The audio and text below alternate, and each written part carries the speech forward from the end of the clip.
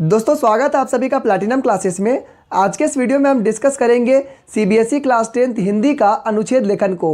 तो इस वीडियो को पूरा देखिएगा, वीडियो आप लोगों के लिए बहुत ही खास होगा। इस वीडियो में हम सारी बारीकियों को समझेंगे जिससे कि अनुच्छेद लेखन में आपका फुल मार्क्स आ जाए। तो चलिए इस वीडियो को स्टार्ट करते हैं। उससे पहले दोस्तों अनअकैडमी लेकर के आया है फ्री लाइव क्लासेस, जिसमें शिव पहूजा मैम आप लोगों को 2 important topics of biology in 5 days करवाएंगी। ये प्रोग्राम टोटल 5 डेज का चलेगा, जिसमें नवंबर 25 से लेकर के 29 नवंबर तक चलेगा। यहाँ पर आपको डेली लाइव क्लासेस देखने को मिल जाएगा 11 AM पर, तो बिल्कुल आप इसे ज्वाइन कर लीजिएगा। इसी के साथ में दोस्तों आप लोगों को मिलता है let's revise chemistry in 4 days का। ये प्रोग्राम आपको रवि प्रकाश सर जी की तरफ से है। यहाँ पर आपको लाइव क्लासेस चलेगी जिसमें आप पूरे केमिस्ट्री को रिवाइज कर सकते हैं 4 डेज में। ये आपका 4 PM पर स्टार्ट होगा, स्टार्टिंग फ्रॉम नवंबर 27। तो जो बच्चे नीट या फिर जेई मेंस की तैयारी कर रहे हैं 11th-12th में, उनके लिए बहुत ही अच्छा मौका है कि वे पूरी केमिस्ट्री को एक बार में रिवाइज कर सकते हैं, ताकि कम्पिटिटिव एग्जामिनेशन में उनको किसी तरह का प्रॉब्लम नहीं होगा।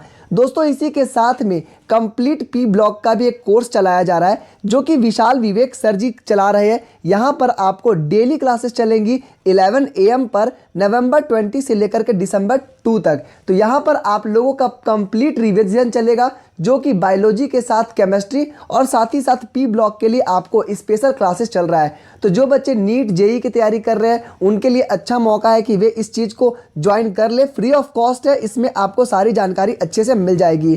तो आई होप कि आप लोगों को अच्छी लगी होगी ये जानकारी। दोस्तों इन सारी चीज़ों का लिंक मैं आपको डिस्क्रिप्शन बॉक्स में दे देता हूँ, वहाँ से आप इसको एक्सेस कर सकते हैं फ्री ऑफ कॉस्ट।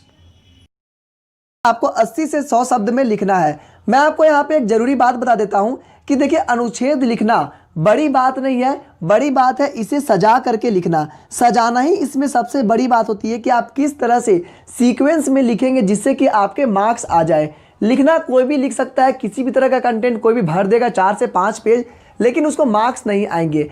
तो आप 80 से 100 शब्दों में किस तरह से लिखेंगे, इसको आज हम अच्छे से डिस्कस करेंगे। यहाँ पर देखिए इस बार नए पैटर्न में आपको एक बेनिफिट मिला है कि जब आपको एक क्वेश्चन मिलता है उसके साथ आपको 3 पॉइंट्स दिए गए, जिसको आपको एक्सप्लेन करना होता है आपके अनुच्छेद में। तो ये आपके लिए आसानी हो जाती है। तो सबसे पहले क्वेश्चन नंबर 1 को देखते हैं। क्वेश्चन पूछा गया है परीक्षा से पहले मेरी मनोदशा, यानी जो आपका मेंटल कंडीशन है एग्जाम से पहले, उसके बारे में आपको लिखना है। तो 3 पॉइंट्स दिए गए, उन 3 पॉइंट को आप किस तरह से एक्सप्लेन करेंगे जिससे कि आपको मार्क्स मिले, वो उसको बहुत ही अच्छी जानकारी की बातें हैं।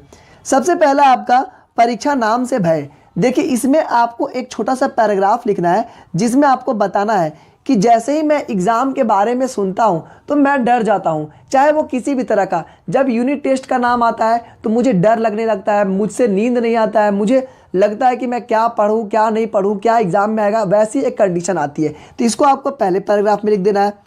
दूसरा में पर्याप्त तैयारी। अब देखिए जब हमको डर होता है तो उसके बाद हमारा सेकंड सीक्वेंस क्या होता है, सोचने लगते हैं कि मेरी तैयारी कितनी है, क्या मेरी तैयारी पूरी हो गई या नहीं हुई। तो तैयारी के कारण मुझे और भी ज़्यादा मनोदशा खराब हो जाती है कि मुझे जब लगता है कि हमारी तैयारी कम है तो उससे मेरा मेंटल कंडीशन और भी ज़्यादा खराब हो जाता है। और जब तैयारी अच्छी रहती है तो वो जो डर होता है वो थोड़ा सा कम हो जाता है। तो ये आप इसको अच्छे से लिखिएगा। और तीसरा पैराग्राफ में देखिए क्या होता है, ये तो आपका डर जब तक क्वेश्चन पेपर नहीं मिला तब तक रहता है, और जैसे ही क्वेश्चन पेपर मिल गया उसके बाद ये सारा डर खत्म हो जाता है, क्योंकि अब आता है तो भी लिखना है, नहीं आता है तो भी लिखना है। तो इस कंडीशन में क्या हुआ कि अब आपको लिखना है तीसरे पैराग्राफ में कि जब मैं क्वेश्चन पेपर को देखता हूँ तो देखने के बाद मेरे मन में एक ऐसा चीज़ आता है कि जो जो मुझे आता है क्वेश्चन उसको तो मुझे पहले लिखना है तो मैं लिख लेता हूँ, जो नहीं आता है उसके बारे में भी मैं सोच करके लिख सकता हूँ तो मैं लिख लेता हूँ। तो इससे क्या होता है, मेरा उस वक्त एक डर खत्म हो जाता है,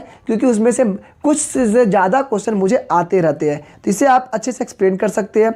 सेकेंड देखिए कोरोना वायरस बहुत इंपॉर्टेंट है, ये आपका एग्जामिनेशन में बिल्कुल आ सकता है।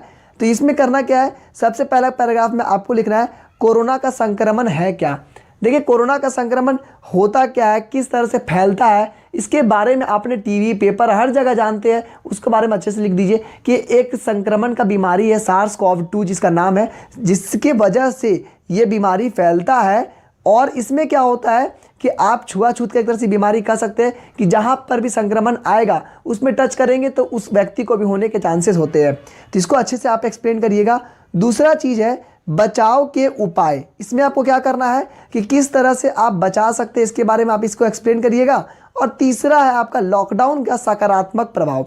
देखिए एक बात मैं आपको जरूरी से बता देता हूं, जब यहाँ पे सकारात्मक पूछा है यानी कि पॉजिटिव बताना है, यहाँ पर आप बिल्कुल ही मत लिखिएगा कि लॉकडाउन हुआ जिसके वजह से लोगों को पैदल चलना पड़ा, जिसके वजह से खाने की कमी हुई, जिसके वजह से ये प्रॉब्लम हुआ, ये आपको नहीं लिखना है। निगेटिव पॉइंट को बिल्कुल भी मेंशन नहीं करिएगा, क्योंकि साफ साफ लिखा हुआ है सकारात्मक प्रभाव, जो आपका अच्छे प्रभाव है उसको। इससे प्रभाव क्या क्या अच्छे हो गए थे कि लॉकडाउन हुआ तो आप घर में रहे, जिससे कि कोरोना आपके पास नहीं आ पाया, जो फैलने की जो दर थी वो बहुत ही कम थी और लॉकडाउन खुलने के बाद ज़्यादा हो गया। तो ये सबको आपको एक्सप्लेन करना है, तो सकारात्मक वे में आपको लिखना है। नेक्स्ट है जंक फूड, और एवरग्रीन टॉपिक है, इसमें हमेशा क्वेश्चन आता है जंक फूड क्या होता है, फास्ट फूड को ही जंक फूड बोलते हैं, इसको आप एक्सप्लेन करिएगा। युवा पीढ़ी इसको जंक फूड को किस तरह से रिलेट करते हैं, तो युवा पीढ़ी के पास देखिए समय की कमी है। अभी के डेट में क्या होता है कि आपको कॉलेज, ट्यूशन, स्कूल सारे कुछ को मैनेज करना है, ऑफिस जाना है, घर में काम है, तो इतना भागा दौड़ी वाली ज़िंदगी में खाना बनाने का टाइम नहीं मिलता है। तो इसके लिए क्या करते हैं हम लोग, जंक फूड की तरफ भागते हैं। नेक्स्ट जंक फूड खाने के दुष्परिणाम। अब देखिए यहाँ पर अब आपको इसका बेनिफिट नहीं लिखना है, ठीक है, दुष्परिणाम के बारे में लिखना है कि क्या कुछ इसको खाने से प्रॉब्लम होता है। अब कोई बच्चा ये नहीं लिखेगा कि इसको खाने से मुझे जल्दी हो जाता है, तो फास्ट है, फ़ायदेमंद है, कुछ नहीं। जब आपको दुष्परिणाम पूछा गया, दुष्परिणाम, तो देखिए जब 80 से 100 शब्द में जब आपको लिखने देता है, तो यहाँ पे आपको ध्यान देने वाली बात है कि आप उससे ज़्यादा एक्सीड नहीं करें। कोशिश रहे कि 30 वर्ड्स का आपका एक पैराग्राफ बने, ठीक है, मुश्किल से आपका 3 से 4 लाइन का होता है, 4 से 5 लाइन आप मान लीजिए, उससे ज़्यादा नहीं होगा। तो उतना 4 लाइन को कंसिडर करिए आपको एक पैराग्राफ, और जो इम्पॉर्टेंट फैक्ट्स है उसको जरूर मेंशन करिए, क्योंकि बेवजह अगर आपका 100 से पार होगा तो आपका मार्क्स कट सकता है। तो दोस्तों आई होप कि आप लोगों को ये जानकारी अच्छी लगी होगी। चैनल को सब्सक्राइब करके बेल आइकन दबा लीजिए, ताकि आने वाले समय में इस तरह के आपके सारे वीडियोस की नोटिफिकेशन आपको मिलते रहे। तो दोस्तों